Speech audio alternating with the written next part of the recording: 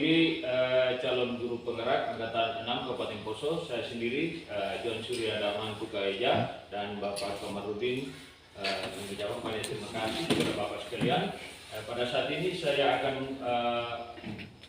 menyampaikan kepada Bapak dan Ibu sekalian yaitu sosialisasi pemetaan 7 aset utama pengembangan sekolah SMP Sata Batu Meta. Yang pertama adalah modal manusia.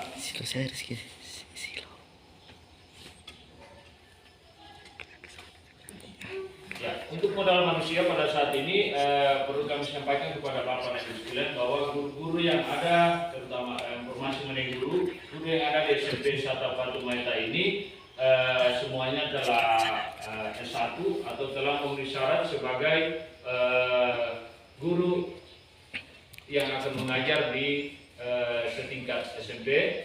Ini adalah foto kami ketika kami pada saat ini sementara mengikuti guru penggerak yaitu Lokakarya di Poso kemarin. Kemudian ini adalah salah satu juga program pemerintah untuk pengembangan kemampuan daripada guru-guru yang ada di SMP Sata Batu Meta. Kemudian untuk modal budaya,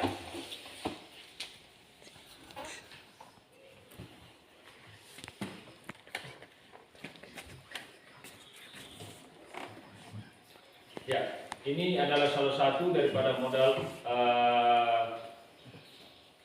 budaya untuk pengembangan sekolah. Inilah adalah dokumentasi hasil kemarin kita gotong royong persiapan lokasi musola. Ini adalah bentuk daripada kerjasama sekolah juga untuk bagaimana memberdayakan daripada orang tua atau aset yang ada di luar lingkungan sekolah untuk pengembangan sekolah.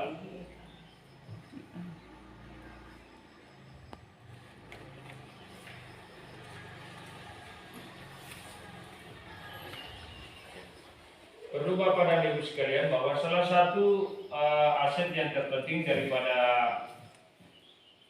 sekolah itu adalah aset murid. Bagaimana sekolah itu sekarang itu kami mulai menerapkan yaitu sekolah yang pembelajaran yang berdiferensiasi atau pembelajaran yang semuanya itu berpusat kepada murid.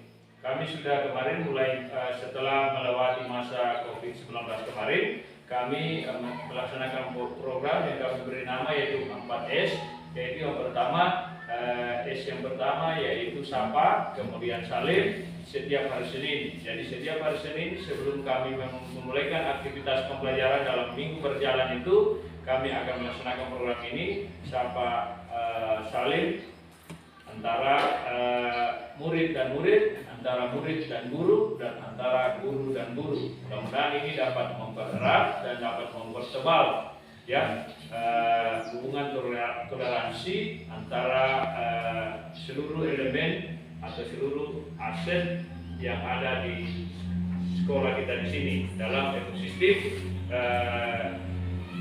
SMP Negeri Sata Batu Meta. Kemudian ini juga adalah termasuk program atau aset yang akan dikembangkan. Mereka ini ditugaskan oleh kementerian, ada mereka berempat di belakang itu untuk datang, namanya program kampus mengajar. Mereka datang di sini untuk membantu mengembangkan sekolah supaya sekolah kita di sini dapat berkembang lebih baik lagi.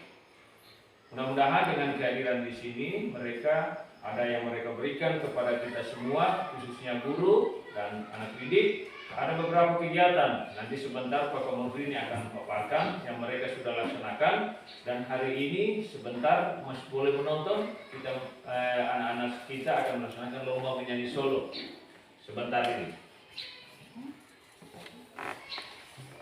Ya, jadi sekian pemaparan materi dari kami mengenai pengembangan aset sekolah. Ayo kita bersama membangun sekolah kita ini supaya bisa lebih maju, dan mudah-mudahan dengan berbagai aset yang ada kita berusaha berdayakan. Mudah-mudahan juga ada tadi program daripada sekolah untuk membangun musola. Hal ini bisa cepat terrealisasi. Ini tidak lepas daripada bagaimana bantuan daripada orang tua seluruh elemen yang ada. Perlu kami sampaikan kepada Bapak dan Ibu sekalian bahwa musola ini nanti akan walaupun lokasinya di lingkungan sekolah, tapi akan digunakan juga oleh umum. Jadi sampai itu posisinya dibuat di area depan itu. Nanti akan dibuat akses masuk jalan untuk menuju ke musola itu sendiri. Jadi terima kasih. Waktu dan kesempatan berikutnya kami berikan kepada Pak Kamarudin untuk mempresentasi program beliau atau aksi nyata beliau kemarin sebagai guru penggerak. Dengan hormat kami berikan.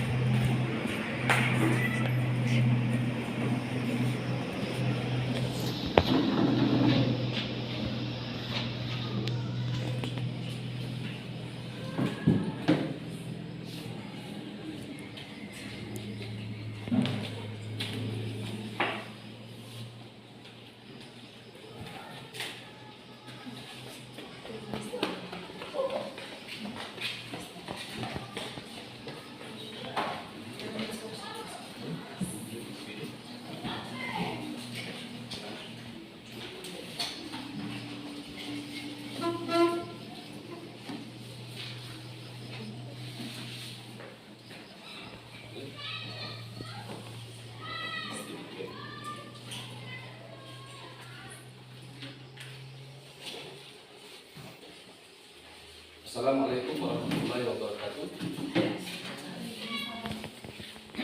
Bapak Ibu sekalian yang sangat berbahagia, puji syukur senantiasa kita panjatkan kehadirat Allah Subhanahu wa taala dengan yang Maha Kuasa, yang mana hari ini kita berkumpul yaitu dalam rangka melaksanakan salah satu aktivitas kita selaku aset sekolah, yang mana proses kolaborasi antara orang tua dan murid, antara orang tua dan guru, antara orang tua dan guru dan murid, dan seluruh elemen masyarakat yang ada di sekitar sekolah itu dapat berjalan dengan baik.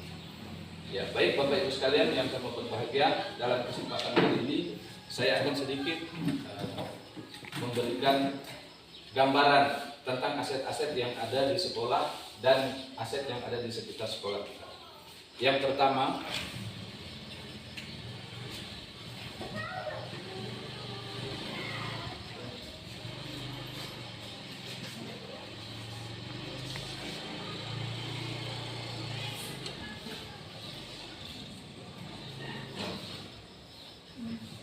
ya.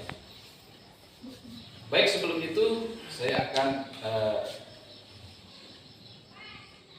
menyampaikan bahwa saya dan Bapak John Suryardan Mantuka Eja ini adalah perwakilan dari Kecamatan Pamona Selatan.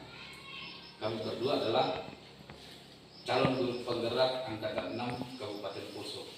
Jadi ini adalah modul yang terakhir, ya, modul yang terakhir yang kami pelajari dari 6 bulan lamanya. Nah, di sini ada tugas yang harus kami selesaikan.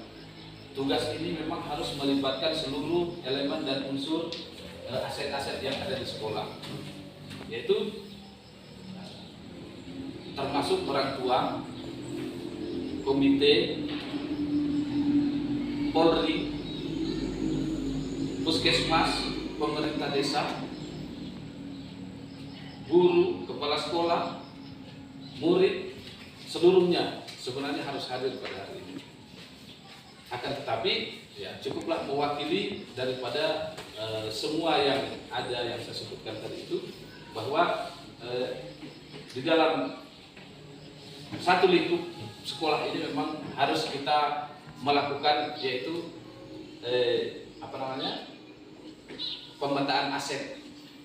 Jadi kita harus memetakan aset yang ada di sekolah ini, supaya bagaimana aset itu bisa berkembang dan bisa mendukung jalannya proses kegiatan belajar mengajar.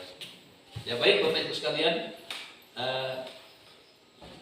aset-aset yang ada di sekolah ini itu ada terbagi menjadi 7. Ya, yang pertama yaitu aset manusia. Nah, modal manusia. Ya, aset yang pertama yaitu modal manusia. Nah, modal manusia di sini saya bagikan, ya, saya kategorikan menjadi 4 bagian yang ada di sekitar sekolah ini. Yang pertama itu guru, ya. Tentunya dalam sekolah itu ada guru, ya. Dan guru di sini alhamdulillah semuanya rata-rata S1, ya. Jadi sarjana semuanya. Kemudian sebagian daripada guru-guru yang ada di sini sudah sertifikasi, artinya sudah layak untuk menjadi guru profesional. Meskipun keberadaan sekolah ini berada di letaknya di perbatasan atau di daerah-daerah yang jauh dari keramaian. Kemudian yang kedua yaitu kepala sekolah. Nah, kepala sekolah yang ada di sini itu sangat aktif sekali dalam kegiatan MGMT maupun K3S. Ya. Jadi kepala sekolahnya kita itu aktif sekali dia dalam kegiatan MGMT maupun K3S dalam setiap bulan. Kemudian yang ketiga yaitu komite. Nah ini seperti yang ada di sini, bahwa komite di sekolah ini itu berjalan dengan bagus hubungan komunikasi antara sekolah dan komite, dengan bukti bahwa dari kegiatan-kegiatan program yang akan dilaksanakan yang terbaru yaitu ingin membuat rumah ibadah, bagaimana supaya anak-anak didik kita ini nanti ketika dia melakukan kegiatan praktek keagamaan itu sudah tidak di dalam kelas lagi, tapi dia sudah ada tempatnya khusus, tempatnya steril, ya, dan bersih. Kalau di dalam kelas kan ya anak-anak pakai sepatu pakai semua, jadi kurang bersih. Jadi itu adalah sasaran yang akan dilaksanakan, dan ini kerjasamanya sangat bagus. Kemudian selanjutnya siswa yang aktif. Nah, siswa selama ini memang ketika kita melihat ya kayak begitu-begitu saja, penampilannya seperti begitu. Akan tetapi kalau dibandingkan dengan siswa-siswa yang ada di bawah sana tidak kalah saing. Buktinya ketika anak-anak alumni-alumni yang dari SMP ini ternyata ketika melanjutkan di SMA banyak yang dapat juara, ya, bahkan ada yang juara 1, juara 2, juara 3. Nah, tapi dilihat coba latar belakangnya, bagaimana sekolahnya kita berada di tempat yang sangat jauh dari keramaian. Ya, kemudian selanjutnya yang kedua, yaitu modal sosial. Ya, yang kedua modal sosial, yang mana dalam modal sosial ini tentunya sekolah SMP Santa Fatumata ini tidak bisa berdiri sendiri, ya, tidak bisa berdiri sendiri, dan proses kegiatan belajar mengajarnya tidak bisa berjalan dengan baik tanpa ada hubungan kerjasama antar instansi. Nah, oleh karena itu, di sini, ya, ada pemerintah desa kerjasamanya, bagaimana PIP, ya, PIP, itu ada yang didaftar melalui pemerintah sehingga masyarakat mendapatkan PKH, ya kan? Nah, mendapatkan PKH itu dari mana? Dari hasil pendataan dari pemerintah desa. Nah, kemudian orang-orang yang mendapatkan PIP melalui pemerintah desa harus terdaftar di DTKS misalnya. Nah, seperti itu.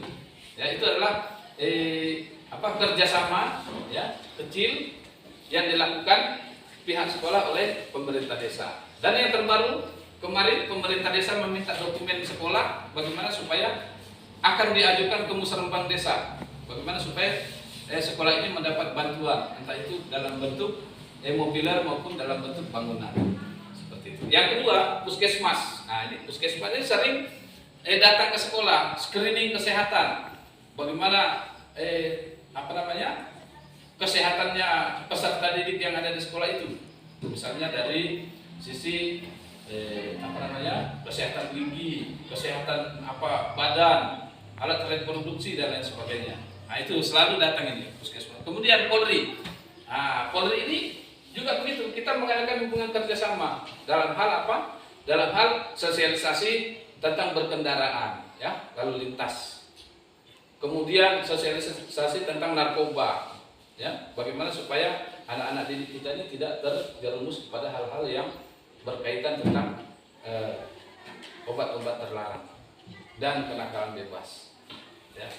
Selanjutnya, aset yang ketiga,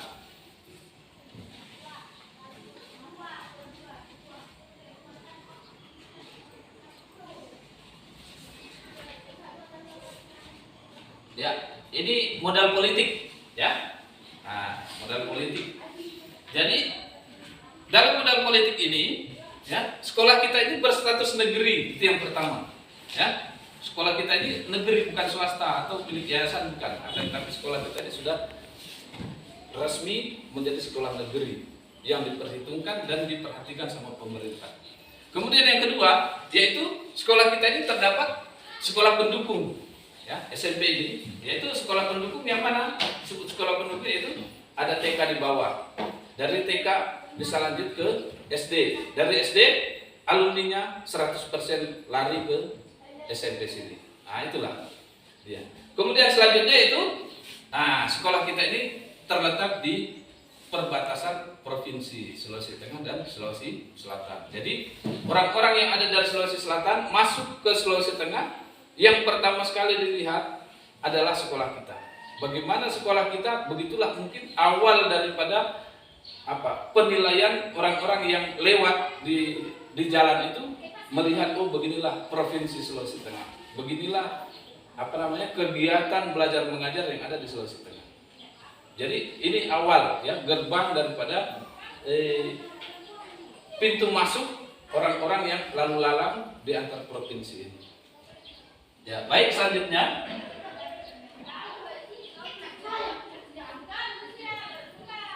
ya, ini modal agama dan budaya, ya.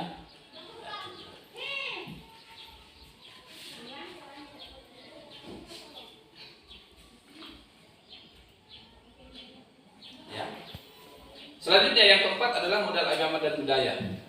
Ya, modal agama dan budaya ini tentunya semua yang ada di lingkup sekolah ini semuanya beragama, ya. Terutama guru, orang tua, dan siswa-siswa yang ada, ya. Di sini ada dua agama yang ada di SD SMP Sata Batu Menta ini, yaitu agama Islam dan agama Kristen. Bagaimana caranya guru melaksanakan kegiatan keagamaan itu? Yang pertama yaitu melalui pembiasaan, ya, pembiasaan diri siswa untuk melaksanakan ibadah, yaitu melalui kegiatan melaksanakan praktek ibadah, kemudian pesantren kilat, dan insya Allah ketika nanti mudah-mudahan cepat jadi itu musola, insya Allah kegiatan proses belajar mengajar itu sampai habis sholat duhur berjamaah dulu baru siswanya pulang. Seperti itu. Kemudian yang kedua yaitu sekolah berdekatan dengan rumah ibadah. Meskipun jaraknya agak seperti itu, akan tetapi termasuk dekat lah, ya, dengan masjid. Kemudian meskipun di sekolah ini, ya, tidak terdapat siswa yang bersuku, ya, yang suku Pamona di sekolah ini, maksudnya yang siswanya, ya, suku Pamona tidak ada, cuma Toraja dengan Bugis. Akan tetapi kita ini berada di daerah yang dominan dari suku Pamona. Oleh karena itu sekolah ini sangat menjunjung tinggi, ya, nilai-nilai budaya suku Pamona. Buktinya apa? Dengan mendirikan rumah adat suku Pamona yang ada di depan situ, yang biasa dijadikan untuk persinggahan untuk anak-anak kita. Ya. Itu adalah rumah adat suku Pamona yang harus dimunculkan, ya, seperti itu yang lagi viral itu, dibilang di mana langit dijunjung, di mana bumi berpijak, di situ langit dijunjung. Seperti itu. Ketika kita berada di daerah yang suku Toraja misalnya, ya, mungkin rumah adat suku Toraja yang dibuat. Tapi ketika kita mungkin berada di suku Bugis, mungkin rumah adat Bugis yang dibuat. Tapi kita pada saat ini berada di suku Pamona, maka rumah adat suku Pamona yang kita buat. Nah, gitu.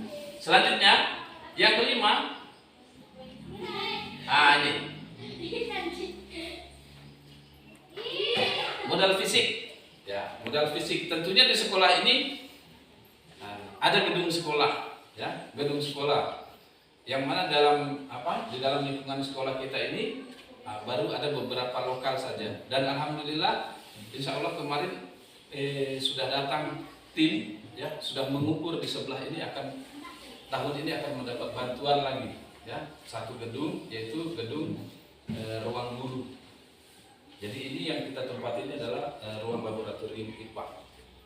Jadi nanti ketika ruang guru sudah dibangun, jadi kita pindah ke sana semua. Nah, seperti itu. Yang kedua, peralatan TIK. Peralatan TIK ini, alhamdulillah di tahun 2019 kita diperhatikan oleh pemerintah, kita diberikan 23 unit laptop. Ini dia. Ini satu, dan yang lainnya ada di lemari. Itu untuk siswa, ya. Artinya untuk kegiatan siswa belajar teknologi informatika dan teknologi komunikasi, ya, informatika dan komunikasi, ya, TIK, ya. Kemudian selanjutnya di tahun 2022 kemarin, alhamdulillah, sekolah kita dapat lagi bantuan dalam bentuk yang lebih kecil lagi, ya. Nah, itu namanya Chromebook, ya. Chromebook itu khusus untuk peserta didik itu belajar online, ya. Nah, itu sudah ada, alhamdulillah. Jadi pemerintah sudah selalu memperhatikan sekolahnya kita ini, meskipun sekolahnya kita berada di daerah yang sangat jauh dari keramaian. Kemudian selanjutnya yang keenam,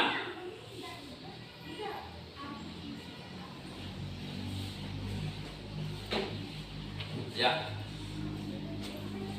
modal lingkungan dan alam. Ya, ini modal lingkungan dan alam ini. Nah, di sini saya tampilkan bahwa sekolah kita mempunyai kebun sekolah. Nah, ini di belakang ini, yaitu lahan yang masih kosong ini, alhamdulillah sudah beberapa kali ditanami jagung dan sudah dirasakan juga, walaupun hanya 1-2 biji, tapi sudah pernah direbus-rebus dan dinikmati oleh siswa yang ada dan guru-guru yang ada. Dan inilah yang akan dikembangkan nantinya, bagaimana supaya lahan-lahan yang kosong ini bisa produktif, bisa menghasilkan, bahkan bisa ditanami sayur-sayuran. Supaya setiap hari atau setiap pekan bisa mengundang orang tua atau apa untuk membuat acara kapurung atau apa di sekolah, supaya hubungan antara sekolah dengan orang tua murid dan masyarakat itu semakin erat lagi. Nah, selanjutnya, sekolah kita ini terletak di jalur Jalan Trans Sulawesi. Jadi ini jalur yang tidak pernah putus kendaraan, ya. Semua orang ketika dia masuk ke Sulawesi Tengah pasti pernah melihat sekolahnya kita ini, ya. Nah, ini adalah modal, ya. Modal ternyata meskipun berada di antara pohon coklat, akan tetapi di situ ada lembaga pendidikan yang berdiri di dalamnya. Seperti itu. Selanjutnya,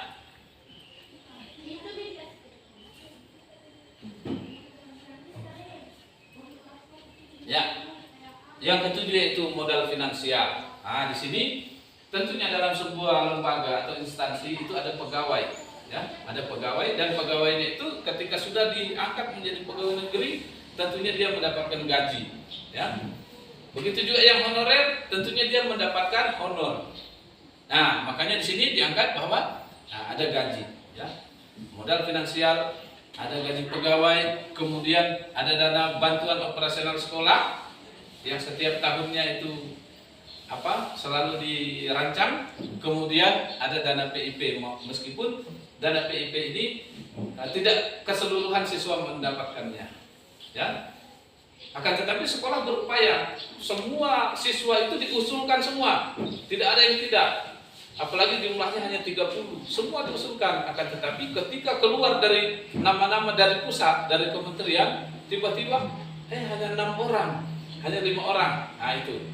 Jadi itulah yang yang terjadi, akan tetapi dana BIP ini tetap ada, ya, tetap ada.